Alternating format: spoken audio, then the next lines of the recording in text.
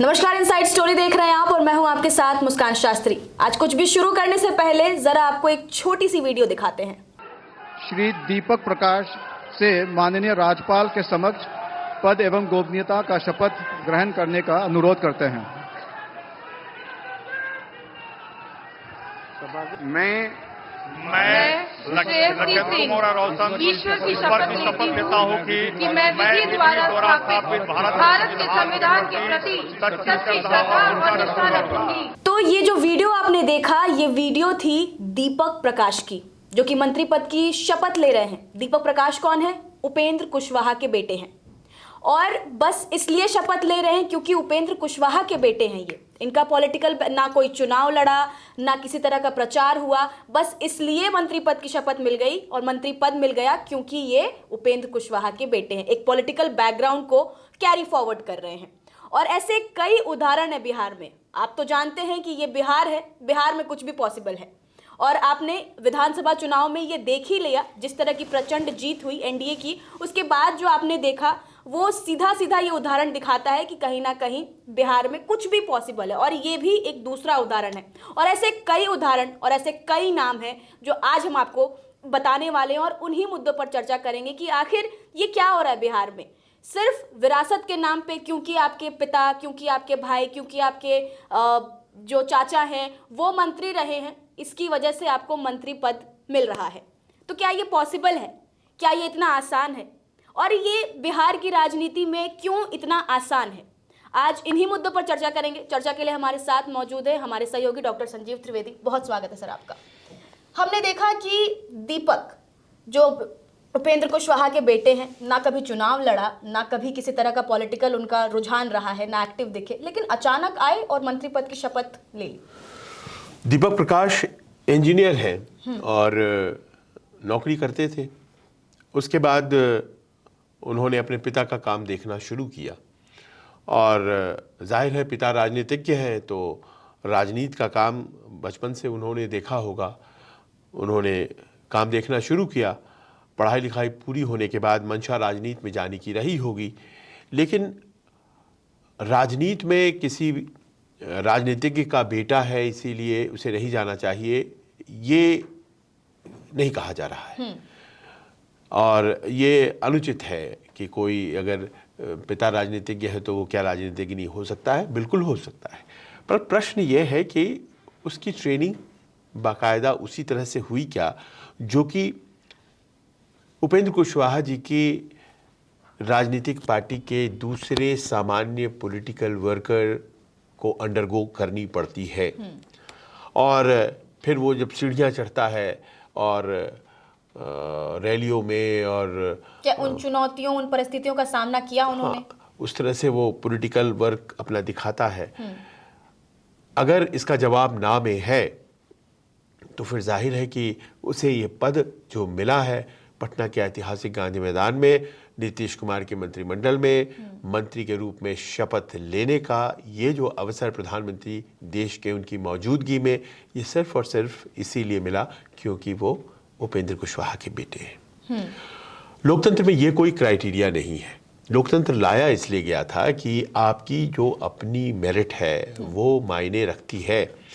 ये मायने नहीं रखता है कि किसके बेटे हैं आप या किसकी संतान है आप, किसकी बेटी है आप। लेकिन ये एक अजीब संयोग है कि आज जो मंत्री बने हैं 27, उसमें से 8 नाम तो कम से कम दिखाई पड़ते हैं जो कि ऐसे हैं जो वंशानुगत राजनीति और विरासत फॉलो कर रहे हैं। परंपरा जो रही है उनकी विरासत है और इस कारण से वो आए हैं राजनीति में। वो अपने अपने अलग अलग बैकग्राउंड से आए हैं, लेकिन मंत्री पद या इवन विधायक भी वो इसीलिए बन पाए हैं क्योंकि वो किसी अमुक फैमिली से हैं। पर इसमें ज़्यादा महत्वपूर्ण ये है मुस्कान के इसको किस तरह से जस्टिफाई किया जाता है। बिल्कुल। और मुझे लगता है कि आपको उपेंद्र कुशवाहा जी जो राज्यसभा सांसद हैं और पूर्व में केंद्र में मंत्री रह चुके हैं, वो कैसे जस्टिफाई करते हैं। सर आप एक बार वो भी सुना देते हैं। एक बार आप खुद सुनिए कि आखिर उपेंद्र कुशवाहा ने इन मुद्दों पर क्या सफाई दी है। हाँ, देखिए, हम इस बात के समर्थक हैं रहे हैं, युवाओं को मौका मिलना चाहिए। नई पीढ़ी के लोगों को तरजीह देनी चाहिए, खास करके उस नौजवान को जिसके अंदर काबिलियत हो, जिसके अंदर पात्रता हो, योग्यता हो। तो इस दृष्टि से राजनीति बाकी जगह भी मौका मिलना चाहिए। राजनीति में भी मौका मिला है दीपक प्रकाश को, निश्चित रूप से वह अच्छा करके दिखाएगा। इससे पहले भी वो राजनीति में? इससे पहले हमारा परिवार शुरू से पॉलिटिकल है और उसी परिवार में इसका जन्म हुआ, तो बचपन से देखा है राजनीति को बहुत नज़दीक से। कंप्यूटर साइंस से उसने इंजीनियरिंग की, बाद में फिर मल्टीनेशनल कंपनी में जॉब कर रहा था, उसको छोड़ करके फिर आया कोरोना के थोड़ा पहले, और कोरोना के समय से तो एक्टिवली पार्टी का जो इंटरनल एक्टिविटी है उसमें शरीक रहा है। तो सुना आपने, ये कह रहे हैं कि पढ़े लिखे हैं, इंजीनियर रहे हैं, अपना पैकेज छोड़कर आए हैं और ये सारी बातें वो जस्टिफाई करने की कोशिश कर रहे हैं। क्या इतना जस्टिफिकेशन काफ़ी और क्या इतना आसान है मंत्री पद पा लेना? देखिए, वैसे तो समर्थ को नहीं दोष गुसाई, रामचरितमानस में कहा गया है, जो समर्थ हैं वो दोषी नहीं है। फिर भी अगर हम कुछ कमियां ढूंढने की कोशिश करते हैं तो ये बात तो बहुत स्पष्ट दिखाई पड़ती है कि इंजीनियर होना, पैकेज प्राप्त करना, ये कोई अहर्ता नहीं है। वो काबिल हो सकते हैं, ऐसी कोई बात नहीं है, लेकिन वो उनकी जो काबिलियत है वो क्या मंत्री पद का शपथ दिलाने के लिए काफ़ी है? और अगर इसका जवाब ना में है तो जाहिर है कि इस तरह की दलीलों के कोई मायने नहीं है। लेकिन बात सिर्फ उपेंद्र कुशवाहा जी की ही क्यों करें? ऐसे कई नाम हैं, जैसे अशोक चौधरी हैं, सम्राट चौधरी हैं, पर एक और नाम है संतोष सुमन मांझी के बेटे हैं, जीतन राम मांझी के बेटे, केंद्रीय मंत्री जीतन राम मांझी, बिल्कुल, और उनको भी इसी तरीके से पद दे दिया गया। अब देखिए, ये तो आश्चर्य में डालने वाला उदाहरण है जो आपने लिया है। जीतन राम मांझी जी इस वक्त केंद्र में मंत्री हैं और ओहदेदार हैं, बड़ा मंत्रालय उनके पास है और बिहार के पूर्व मुख्यमंत्री रह चुके हैं।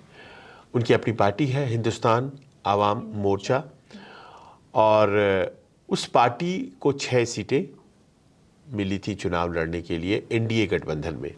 5 सीटों पर वो जीत करके आई है। क्योंकि एनडीए को बम्पर जीत मिली है तो जाहिर है। पर मैं देख रहा था कि जहां खुद मंत्री हैं, सांसद हैं जीतन राम मांझी जी, वहीं उनके बेटे संतोष सुमन, उन्होंने 4थी बार मंत्री पद की शपथ ली। और अगर आपको ये लगता है कि एमएलए बनना चाहिए, एमएलसी का भी एक रूट है, पर वो बैकडोर जैसा लगता है। वैसे लोगों के लिए होता है जो बड़े दूसरे क्षेत्र में नाम कमा चुके हैं और वो सीधे डायरेक्ट इलेक्शन के ज़रिए आने में अगर उनको असुविधा होती है तो उनके लिए एक आसान रास्ता बनाया गया है, क्योंकि उनमें प्रतिभा इतनी होती है कि उनका उपयोग करना मानवता के लिए, समाज के लिए ज़रूरी है, तो उनको लेकर के आया जाता है। एमएलसी एक रूट है, राज्यसभा एक रूट है, पर संतोष सुमन तो मांझी जी के बेटे हैं और वो एमएलसी रूट से आ जाते हैं। अभी एमएलसी हैं, आने वाले समय में फिर से एमएलसी होंगे। 6 सीटें मिली, वो चुनाव नहीं लड़े।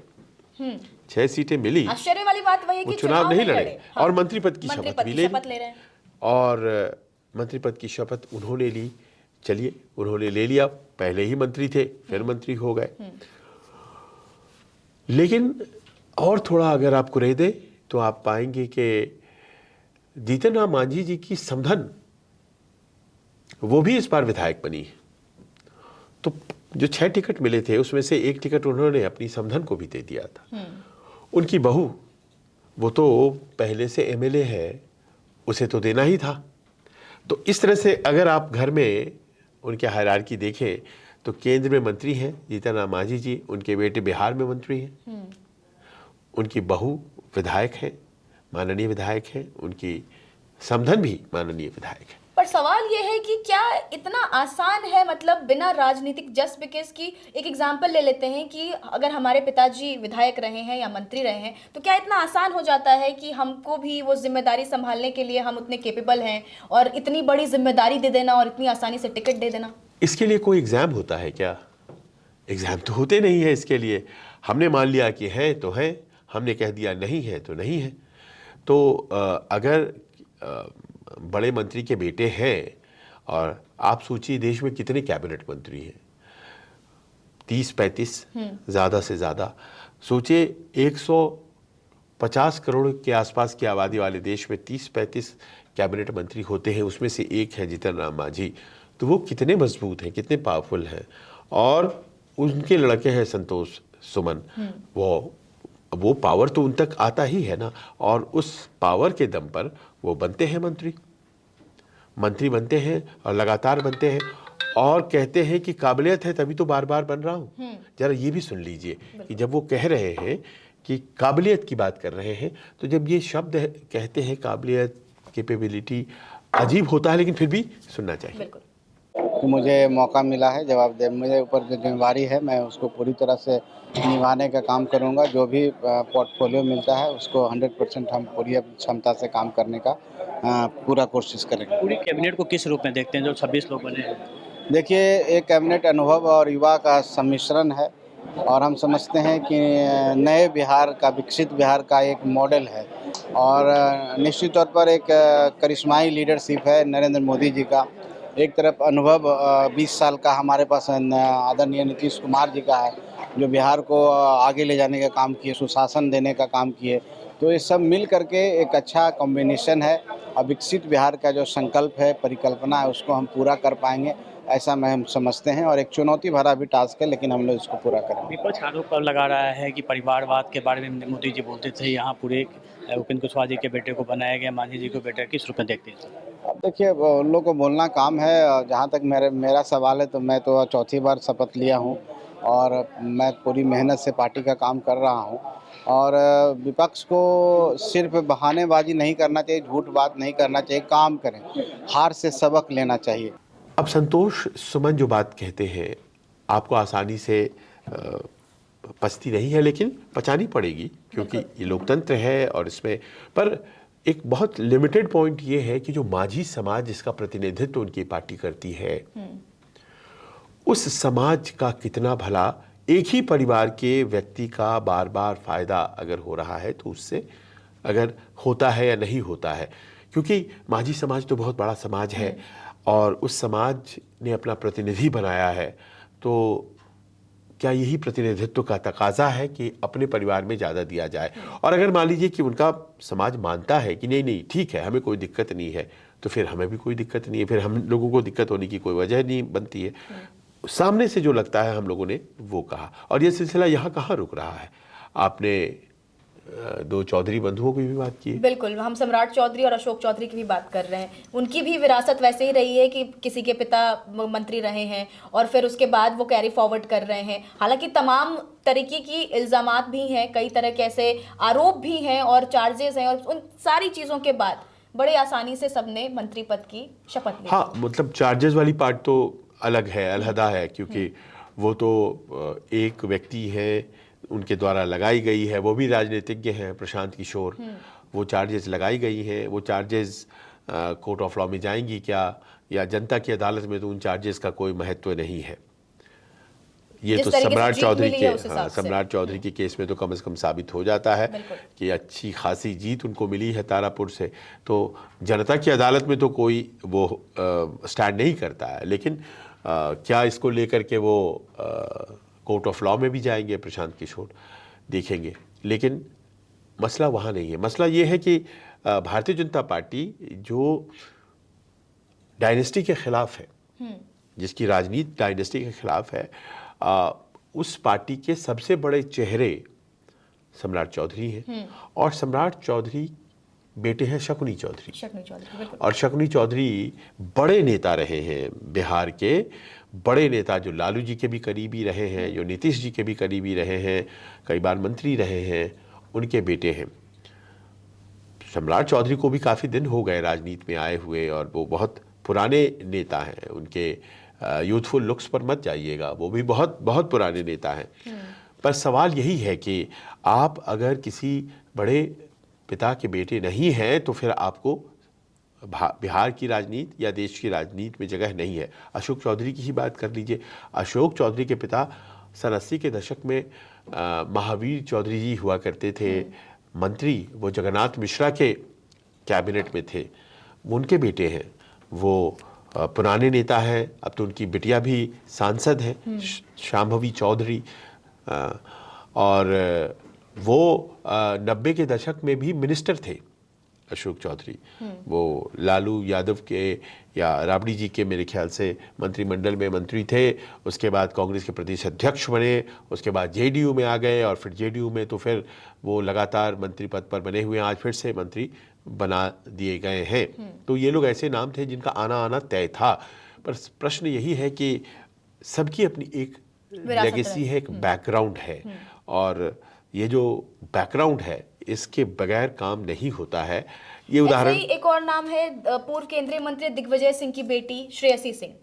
वो भी इस बार मंत्री पद की शपथ उन्होंने भी ली है। वो भी कहीं ना कहीं विरासत को फॉलो कर रही हैं। तो क्या यूथ के एक पॉइंट ऑफ व्यू से उन्हें चुना गया है कि अब थोड़ा चेंज चाहिए बिहार में? जैसा कि जिस बात पर तेजस्वी यादव लड़ रहे थे, जिस विचारधारा को लेकर वो आगे बढ़ रहे थे, बुरी तरीके से उनको हार का सामना करना पड़ा। और ये जो है, जैसे कि हम दीपक की बात कर रहे हैं या फिर अभी श्रेयसी सिंह की बात कर रहे हैं, तो क्या ये यूथ के नाम पर इन्हें मंत्री, मतलब कुछ बदलाव के नाम पर इन्हें जिस तरीके से शपथ दिलाया गया उस पर खरे उतरेंगे, या फिर बस विरासत को कैरी फॉरवर्ड कराने के लिए ये आगे बढ़ाया जा रहा है? श्रेयसी एक अपने आप में अचीवर है। वो इंटरनेशनल लेवल की शूटर है और देश को उन्होंने रिप्रेजेंट किया है, कई स्तरों पर रिप्रेजेंट किया है इंटरनेशनल गेम्स में, और एक उम्दा खिलाड़ी है वो। ये उनकी अपनी पहचान है। पर ये पहचान लेकर के वो सियासत में नहीं आ सकती थी। जो उनकी आज की तारीख में उपलब्धियां हैं, ये उनके विरासत की वजह से, जाहिर है उसमें उनकी अपनी योग्यता जो है वो सामने आती है। पर सिर्फ ये योग्यता उनको मंत्री बना सकती है ऐसा नहीं है। बांका से वो लड़ती हैं। बांका कर्मभूमि रही है। पूर्व में केंद्रीय मंत्री रहे हैं दिग्विजय सिंह। दिग्विजय सिंह वो मजबूत राजपूत नेता उस क्षेत्र के माने जाते थे। नीतीश जी के सहयोगी भी थे, उनके डिफरेंसेस भी हुए थे, उनके साथ भी हुए। तो उनकी बेटी हैं, उनकी 2 बेटियां हैं, उनमें से एक है। और सबसे बड़ी बात है कि उनकी माँ भी अभी हाल तक वो सांसद थी बांका से, पुतुल सिंह। तो पुतुल सिंह जी भी सांसद, पिता भी सांसद और केंद्र में मंत्री। और ये तमाम जो लोग हैं, ये बिहार की सौंधी मिट्टी की महक लेकर के और आज वो मंत्री पद पर विराजमान है। इनका लालन पालन दिल्ली और बड़े शहरों में हुआ है और फिर वे वापस जाकर के बिहार की सेवा कर रहे हैं। बहुत अच्छी बात है। पर प्रश्न यही है कि क्या ये संभव हो पाता है एक आम बिहार के व्यक्ति के लिए कि बाहर काम करो फिर वापस जाओ और फिर वहाँ की राजनीति पे छा जाओ और जिस तरह से। तो ये संभव तभी हो पाया है जब वो किसी बड़े परिवार से ताल्लुक़ रखती हैं। उस क्षेत्र में बांका में बड़ा परिवार बांका जमुई में माना जाता है। दिग्विजय सिंह का बड़ा सम्मान है उनका, और पुतुल सिंह जी का भी बहुत सम्मान है। श्रेयसी दूसरी बार जीती हैं तो जाहिर है कि उनका भी सम्मान है। मंत्री बनाई गई हैं, व्यक्तिगत अचीवमेंट्स हैं। और आप पूछती हैं कि क्या ये यूथ जो उपलब्ध होगा उसी में से तो आइकन तैयार किए जाएंगे ना। तो जाहिर है कि इस बार सबसे ज़्यादा राजपूत विधायक जीत करके आए हैं, वो महिला भी हैं और महिलाओं का भी बड़ा समर्थन रहा है इस बार। तो एक ऐसे व्यक्ति के तौर पर उनको चुना गया है जो राजपूत भी है, जो महिला भी है, और वहाँ पर वो उनकी मौजूदगी ये दोनों पक्षों को एक तरह से धन्यवाद करने के लिए है। पर यहाँ प्रश्न ये है कि उनकी जो खुद की मौजूदगी है वो किन वजहों से है, उसमें अगर जाते हैं तो उसमें डायनास्टी एक बहुत बड़ा फैक्टर है। तो ऐसे में सवाल ये आता है कि क्या जब तक आपके पास एक स्ट्रॉन्ग पॉलिटिकल बैकग्राउंड नहीं होगा, अगर आपके पिता या आपके चाचा या आपके दादा कहीं से मंत्री नहीं रहे हो या विधायक नहीं रहे हो, तो आप बिहार की सत्ता में सर्वाइव नहीं कर सकते या पॉलिटिकली आप ग्रो नहीं कर सकते या चुनाव नहीं, ऐसे उदाहरण बहुत से हैं जिसमें कि आप कर सकते हैं, ऐसा नहीं कि नहीं कर सकते, पर उनके लिए बेट बहुत मुश्किल हो जाता है, बहुत आसान नहीं रह जाता है। देखिए, अगर कोई व्यक्ति किसी दूसरे क्षेत्र में अचीवमेंट करके आया है, जैसे मैथिली ठाकुर, तो वो एक दूसरे क्षेत्र में अचीवमेंट करके आई हैं, उनकी अपनी एक सेलिब्रिटी स्टेटस है, तो पार्टी को वही फायदा पहुंचा रही है ना। वो एक सीट को एश्योर कर दे रही हैं। वो सीट जीती नहीं जा रही थी भारतीय जनता पार्टी के द्वारा, जीत करते ये दिखा दिया उन्होंने।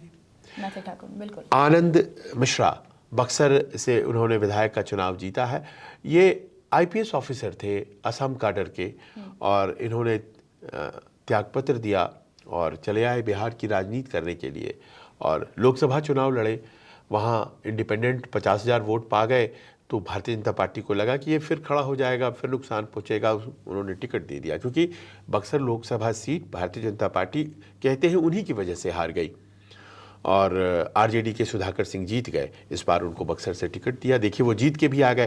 तो आप अगर दूसरे क्षेत्रों में बड़े नाम कमा चुके हैं तो भले ही आपके पास बैकग्राउंड नहीं है, एक वो रास्ता है। पर ऑर्डिनरी पॉलिटिकल ऐसे उदाहरण बहुत कम हैं, जैसे आनंद मिश्रा के हो गए या मैथिली ठाकुर के हो गए। ऑर्डिनरी पॉलिटिकल वर्कर की अगर हम बात करते हैं तो उनके लिए तो बहुत मुश्किल है। वो जिंदगी भर काम कर सकते हैं, उनको काम करने का अधिकार है, लेकिन अचानक से वो चाहेंगे कि वो एमएलए एमपी बन जाए, मंत्री बन जाए, ये पॉसिबल है पर बहुत कम है। उसी तरह से जैसे कि मुंबई में बहुत से लोग जाते हैं एक्टर बनने के लिए, बहुत से लोग उन सपने को संजोए हुए मुंबई की सड़कों पर बहुत संघर्ष करते भी हैं, लेकिन हो नहीं पाता। मैं आपको पटना का उदाहरण देता हूँ। नवीन किशोर प्रसाद सिन्हा ये विधायक हुआ करते थे, वो 4-5 टर्म वो खुद विधायक रहे। उसके बाद जब उनका स्वर्गवास हुआ, उनके बेटे नितिन नवीन आए, वो भी 4-5 बार से विधायक है। यानी कि दोनों पिता पुत्र के बीच में 8 से 9 बार पटना की बांकीपुर जो सीट है वो एक ही परिवार में है। लोकतंत्र का ये कौन सा रूप है, इस पर बहस हो सकती है, लेकिन सवाल यह है कि जनता का उनको समर्थन है तो है। भारतीय जनता पार्टी का उनमें विश्वास है। देखिए मंत्री बने, मंत्री तो उनको बनाया ही गया है। एक व्यक्ति है जो आपको हमेशा दिखाई पड़ते हैं साथ नीतीश बाबू के, विजय चौधरी, है ना, सफेद कुर्ते में हमेशा मुस्कुराते हुए। दल सिंह सराय से उनके पिता होते थे जगदीश चौधरी एमएलए, अब वो है सराय रंजन से संभवतः हुआ विधायक। अब देखिए मंत्री भी हो गए, पिछली सरकार में भी मंत्री थे, उसके पहले भी थे। उनकी राजनीतिक यात्रा कांग्रेस वगैरह से होती हुई यहाँ तक पहुंची है। पर प्रश्न यही है कि ये तमाम नाम जो हम लोगों ने लिया, कहीं कोई इसमें गलती नहीं है, उन्होंने अपनी तरफ से कोई खता थोड़ी ना की है। वो इस पोजीशन में हैं और उस पोजीशन का लाभ उठाने का उनको हक है, उन्होंने उठाया है। पर इसी सिचुएशन को कंट्रास्ट कीजिए एक आम पॉलिटिकल वर्कर से, तो उसे तो यही संदेश जा रहा है कि साहब मैं अगर किसी बड़े व्यक्ति का बेटा या बेटी नहीं हूं तो मेरे लिए राजनीति में संभावनाएं नहीं है। प्रधानमंत्री नरेंद्र मोदी जैसे उदाहरण बहुत कम है, बिल्कुल, नीतीश कुमार जैसे उदाहरण बहुत कम है, लालू प्रसाद यादव जैसे उदाहरण बहुत कम है।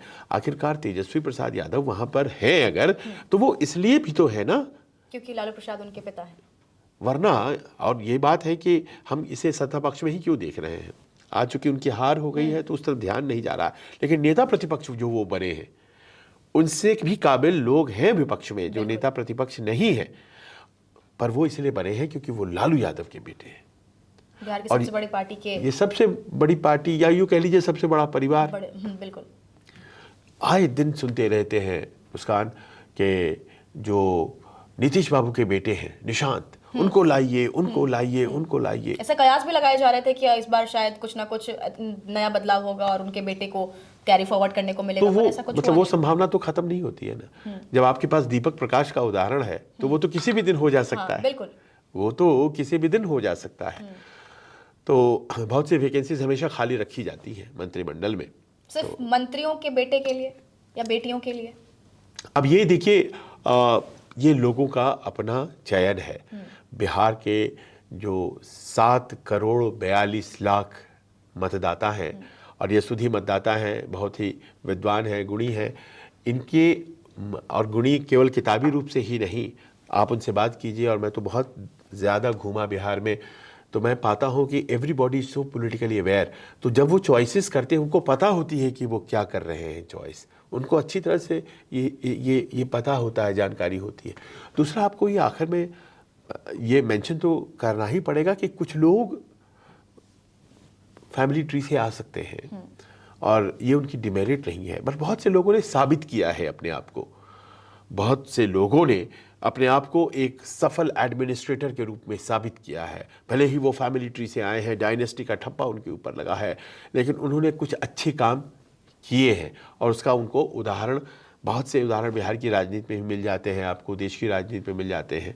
पर आप देखिए अगर चारों तरफ नज़र घुमा करके तो आप पाएंगे कि तमिलनाडु में स्टालिन इसीलिए है क्योंकि वहाँ पे करुणानिधि थे, हाँ, वहाँ पे चंद्रबाबू नायडू इसीलिए है कि वो NTR थे, उनके दामाद हैं। हालांकि उनके साथ अदावत हुई थी, लेकिन सवाल ये उठता है कि अगर उनके दामाद ना होते तो फिर वहाँ क्यों होते वो। वहीं दूसरे जो उनके विपक्ष के नेता है जगन मोहन, वो YSR के बेटे हैं।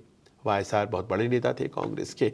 उसी प्रकार आप अगर KTR की बात करें, वो नए नेता तेलंगाना से उभर रहे हैं, तो उनके पिता KCR मुख्यमंत्री रह चुके हैं।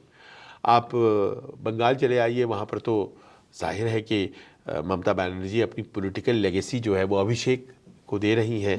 तो वो सबको पता है, डायमंड हार्बर से ये जो सांसद है अभिषेक, ये ममता जी के बेटे हैं, भतीजे हैं।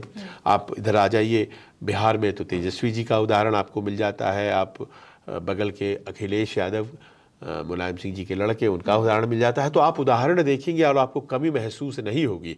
और जो नए प्रयोग के साथ पार्टियां आ रही हैं वो बहुत सफल नहीं है, क्योंकि हमारे देश की जनता को शायद ये मंजूर है, अच्छा लगता है उन्हें अच्छा लगता है। भारतीय जनता पार्टी इस बात के विरोध में उतरी थी और वो कहती है कि हम वंशवाद को बढ़ावा नहीं देते, लेकिन उनके यहाँ भी बहुत उदाहरण है। वो बस इतना कहते हैं कि हमारी पार्टी को तय करने वाला, उसकी नीतियों को तय करने वाला कोई वंशवाद का व्यक्ति नहीं बैठेगा ऊपर।